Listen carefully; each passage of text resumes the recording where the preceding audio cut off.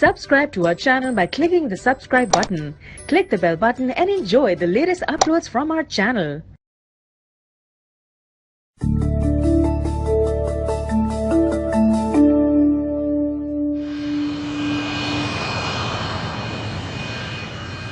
These passengers are being made familiar with the emergency procedures on their aircraft.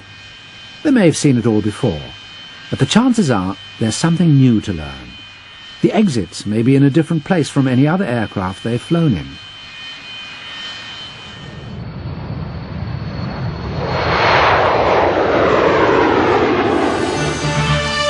Cinemas and theatres too have signs to guide their audiences smoothly to the exits.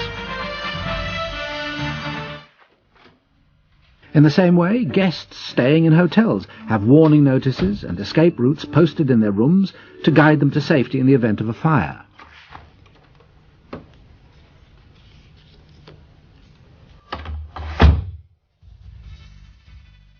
Being familiar with your surroundings is a vital part of being safe. During your career, you may go on board a variety of different vessels. Or you may be someone other than a crew member, employed or engaged on board. Because no two ships are identical, it's important that you know the correct actions to take in an emergency before assuming your shipboard duties. This is now a mandatory requirement, whether you're a crew member or not. This means that you must know your ship and be familiar with shipboard safety, emergency and safety routines, and important signs and signals. Ships can be dangerous places. Safety familiarization demands your careful attention, as your personal safety may depend on it, as well as others on board.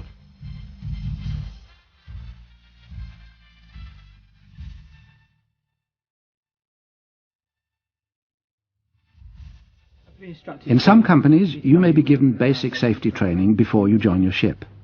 And once you join the ship, you may be handed a safety checklist to follow. The master may delegate someone to familiarize you with company safety regulations, alarm signals, and your own personal safety routine in a language you can understand. On some ships, you may be given additional safety information. You should then use the safety checklist to familiarize yourself with each item. Somebody may be assigned to accompany you. In particular, make sure you know where your muster station is, where your life jacket is located and how to don it correctly, and which is your lifeboat, remembering that you may have to find your way there in the dark. You will come to deck 8, which is the embarkation deck, and the lifeboat will be lowered from deck 9 to deck 8 before you embark, and you will embark it when it's bowsed in on deck 8.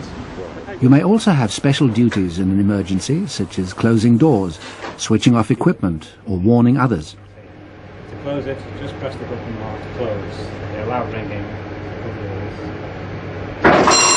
Familiarize yourself with your personal emergency routine until you're absolutely certain you know what to do. Take your time and don't leave anything out. If you're not sure, ask. Yes, just round to the left and then straight on. Okay, thank you.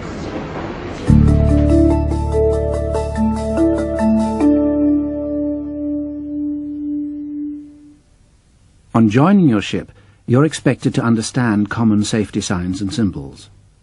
You'll see them wherever you go, above and below decks, from no smoking signs to muster stations. Many important symbols are shown in the booklet that accompanies this video. You should also know the position of emergency exits and recognize and understand the different alarm signals you may hear. Muster lists are displayed in various locations around the ship, including the accommodation, bridge and engine room. They give details of the ship's alarm signals, where you should muster in an emergency, your lifeboat, and any special duties you may have.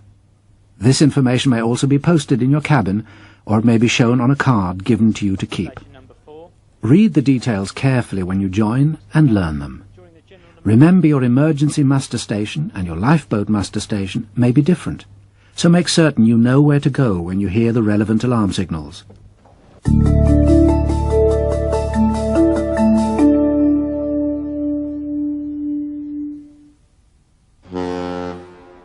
The most important signal is the general emergency alarm. If you hear 7 or more short blasts, followed by 1 long blast on the ship's whistle or siren, you should go to your muster station immediately. The ship's alarm bells or klaxons will also be sounded in the event of a general emergency and may be followed by an announcement on the public address system. On some ships, the general emergency alarm system is used to give other signals depending on where you should muster. For instance, at a specified muster area or near your lifeboat. There may also be a fire alarm system aboard your ship which operates independently from the general emergency alarm. Find out what emergency signals are given aboard your ship, what each one means, and where you should muster each time. Learn them. Then learn them again. In a real emergency, you may not have time to think.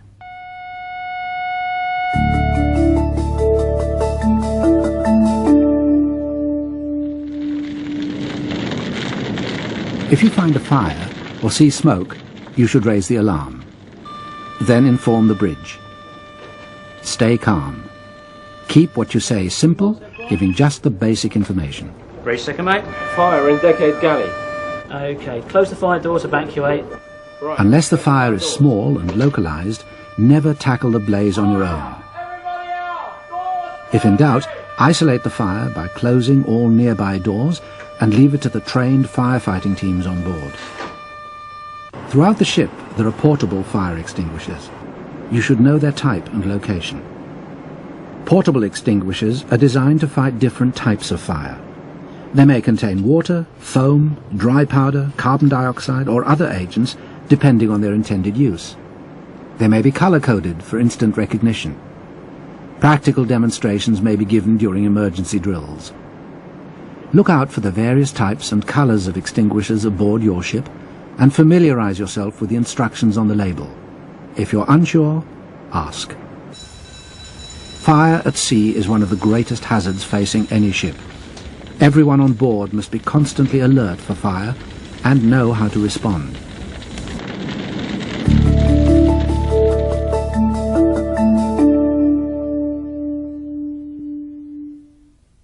During drills and emergencies, you will have to don your life jacket. Often your life jacket will be in your cabin. Sometimes it may be issued to you when you join. Life jackets come in many different designs. Find out where your life jacket is located and practice putting it on. There may also be additional life jackets on board. These are often stored in large labelled boxes or lockers near the lifeboats.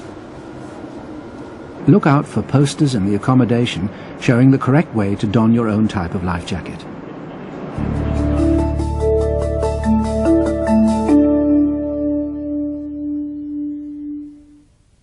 The possibility of having to take to the lifeboats and abandon ship is remote, but you must still know what to do.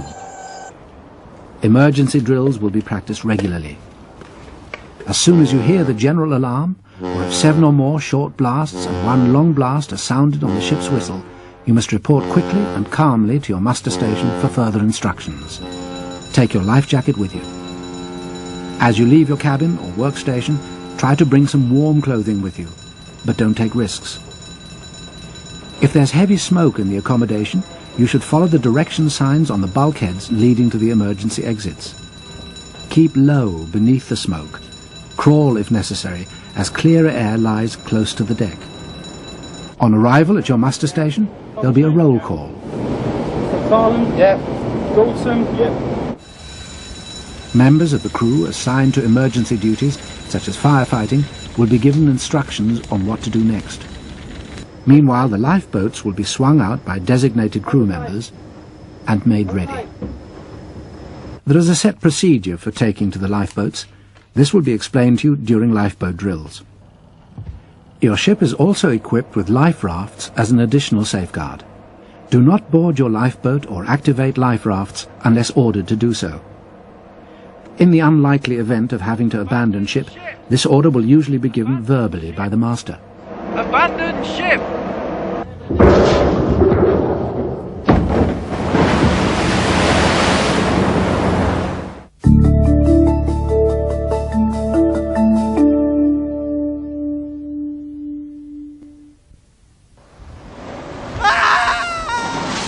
If you see somebody fall overboard, Shout, "Man overboard," and throw the nearest lifebuoy over the side.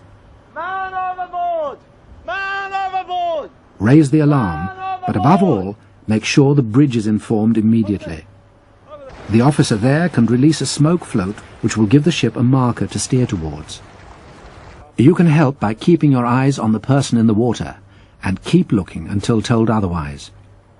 While the ship is manoeuvring, the crew will be called to their muster stations. The master or officer of the watch will take charge. This, like every emergency, calls for quick, decisive action.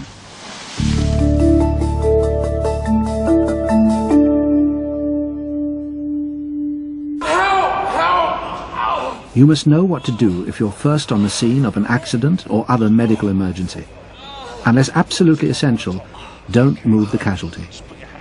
First, raise the alarm. Next, inform the officer of the watch about the emergency.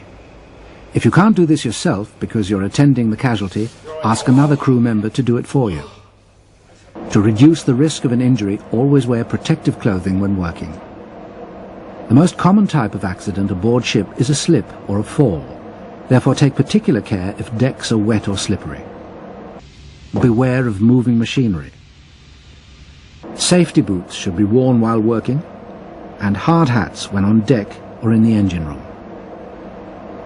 Keep the casualty calm, warm and protected until help arrives.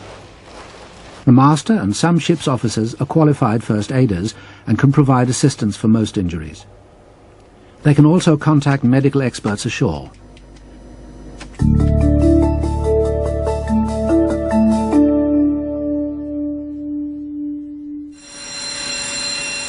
As a precaution against flooding, ships are constructed with watertight bulkheads. Any opening in a watertight bulkhead is fitted with a watertight door. Sliding type doors are the most common. Closing the door triggers an alarm. If power-driven, there'll also be a hand-operated mechanism on each side in case of power failure. Watertight doors should remain closed at sea and should not be opened without permission from a senior officer. Weathertight doors have a different purpose and are designed to keep out wind, sea and spray. Many external doors are of this type.